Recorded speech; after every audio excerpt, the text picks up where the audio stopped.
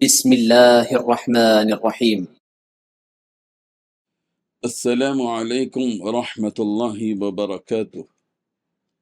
الحمد للہ وکفی وسلام علی عباده الذین اصطفی، اما بعد۔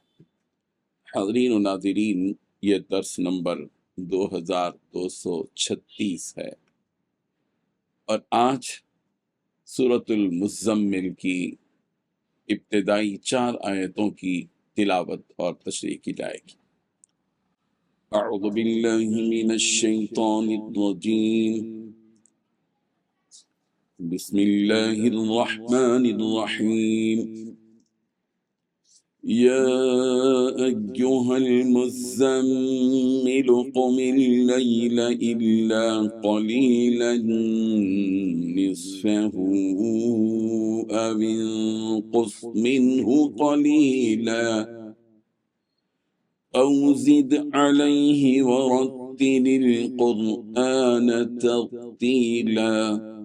صدق اللہ العظیم۔ لفظی ترجمہ یوں ہے، یا ایہا المزمل، اے کپڑے میں لپٹنے والے، قم اللیل، قیام کیجئے رات میں، الا مگر، قلیلا تھوڑا سا، نصفہ رات کا نصف، او انقص یا کم کیجئے، منہ اس سے، قلیلا تھوڑا سا، او یا زد علیہ اس پر زیادہ کیجئے، ورتل القرآن اور قرآن پڑھیے، ترتیلا ٹہر ٹہر کر۔ ترجمہ یوں ہے، اے چادر میں لپٹنے والے، رات کا تھوڑا حصہ چھوڑ کر باقی رات میں عبادت کے لیے کھڑے ہو جایا کیجئے۔ رات کا آدھا حصہ یا آدھے سے کچھ کم کر لو یا اس سے کچھ زیادہ کر لو، اور قرآن کی تلاوت اطمینان سے صاف صاف کیا کرو۔ ان 4 آیتوں میں 3 باتیں بیان کی گئی ہیں۔ پہلی بات، اے چادر میں لپٹنے والے، رات کا تھوڑا حصہ چھوڑ کر باقی رات عبادت میں کھڑے ہو جایا کرو۔ دوسری بات، رات کا آدھا حصہ یا اس سے کچھ کم یا اس سے کچھ زیادہ عبادت کر لو۔ تیسری بات، قرآن کی تلاوت اطمینان سے صاف صاف کیا کرو۔ بزرگان محترم، پچھلی صورت میں بیان کیا گیا کہ جب نبی رحمت صلی اللہ علیہ وسلم نماز کے لیے کھڑے ہوتے تو لوگ آپ کے ارد گرد کثیر تعداد میں کھڑے ہو جاتے، اور ایسا لگتا تھا کہ وہ آپ پر امڑ ہی پڑتے، یعنی آپ کو عبادت سے روکنے کے لیے حد سے گزر جاتے۔ اس صورت میں اللہ تعالیٰ نبی رحمت صلی اللہ علیہ وسلم سے فرما رہے ہیں کہ آپ ان سب کی فکر چھوڑ کر صرف اللہ ہی کی کثرت سے عبادت کیجیے، اور شام کے وقت بھی بطور خاص اس کی عبادت میں مشغول رہیے، اس لیے کہ رات کی عبادت ہی ایک ایسی عبادت ہے کہ جس کے ذریعے بندہ اپنے رب سے قوی تعلق پیدا کر سکتا ہے۔ چنانچہ فرمایا کہ اے اپنے آپ کو چادر میں لپٹنے والے، اپنی آرام گاہ سے اٹھو اور رات کا اکثر حصہ اللہ تعالیٰ کی عبادت میں گزارو، چاہے وہ آدھی رات ہو یا اس سے زیادہ یا اس سے کم، یہ آپ کو اختیار ہے کہ آپ جتنی دیر اس رب کی عبادت کرنا چاہتے ہو تو کرو۔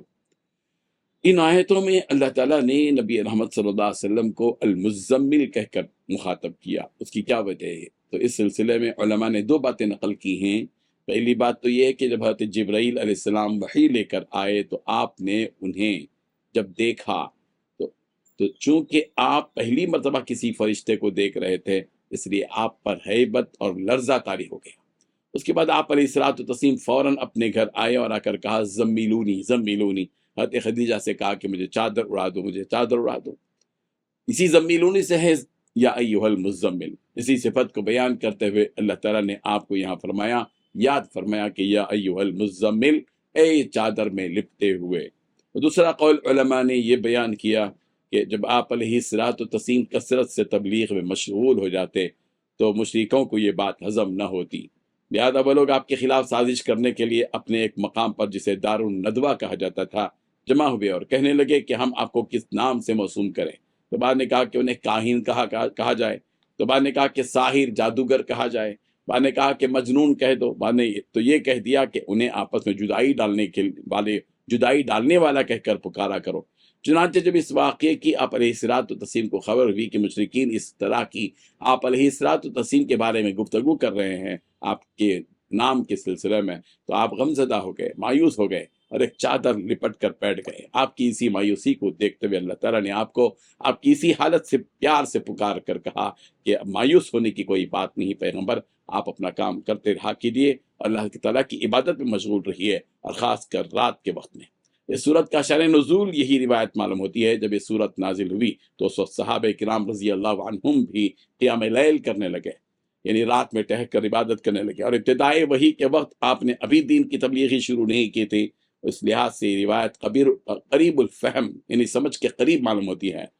پھر آپ علیہ الصلوۃ والتسلیم کو حکم یہ دیا کہ جب آپ رات میں عبادت کے لیے کھڑے ہو جائیں تو قرآن کریم کی تلاوت بہت ہی اطمینان کے ساتھ صاف انداز میں پوری تجوید اور ترتیل کے ساتھ تلاوت کریں، تاکہ تلاوت کا پورا حق ادا ہو جائے، اور آپ کی تلاوت کو سن کر دوسرے لوگ بھی اس کلام ہدایت کو سمجھ پائیں اور اسلام لے آئیں۔ چنانچہ آپ علیہ الصلوۃ والتسلیم جب بھی قرآن مجید کی تلاوت کرتے تو بہت ہی عمدہ اور اچھے انداز سے ٹہر کر تلاوت کیا کرتے تھے، جیسا کہ حضرت حفصہ رضی اللہ عنہا نے فرمایا کہ نبی رحمت صلی اللہ علیہ وسلم جب تلاوت کرتے تو بہت ہی ترتیل کے ساتھ خوبصورت آواز میں ٹہر کر تلاوت کرتے تھے، حتیٰ کہ وہ سورت جو آپ تلاوت کرتے تھے وہ لمبی ہونے کے باوجود بھی آپ کی تلاوت کے انداز سے اور لمبی ہو جایا کرتی تھی۔ اللہ تبارک و تعالیٰ ان آیات کو سمجھنے کی، اس پر عمل کرنے کی، اور قرآن مجید کو تجوید و ترتیل کے ساتھ ٹہر کر صاف اور اچھے انداز میں پڑھنے کی توفیق عطا فرمائے۔ آمین وآخر دعوانا ان الحمد للہ رب العالمین۔ منبر و محراب فاؤنڈیشن کے ذریعے جس تحریک کا آغاز کیا گیا اور گزشتہ 1 سال سے علماء کرام اور ٹیم کام کر رہی ہے، اس کی تفصیلات آپ کو اس لنک میں ملے گی جو 15 روزہ رپورٹ کے ذریعے آ رہی ہے، آپ ضرور دیکھیے۔ آپ کی اور ہماری اخلاقی ذمہ داری ہے کہ منبر و محراب فاؤنڈیشن نے اس تحریک سے کیا کچھ کیا ہے اور کیا کرنا چاہتا ہے۔ آپ سے ہم صرف ایک درخواست لے کر آئے ہیں کہ آپ سال میں کوئی 1 مہینہ مقرر کر لیجئے اور اس مہینے میں 5000 روپے دیجئے۔ صرف سال میں 1 مرتبہ آپ کے 5000 جو دیے جائیں گے وہ ہماری اس تحریک کو پروان چڑھانے میں یقیناً معاون ثابت ہوں گے۔